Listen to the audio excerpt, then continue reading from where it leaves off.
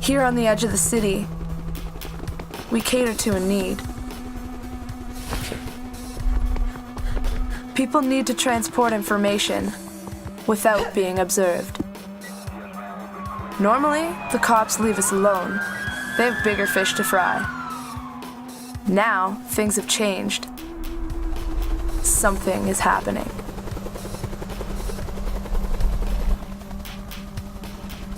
They've taken my sister, framed her for a crime she did not commit. And now they're hunting me. But just because I don't have a weapon does not mean I can't fight back.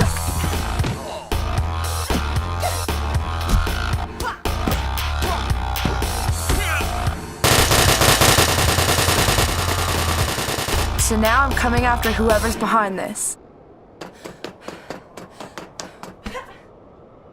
On the edge of the city,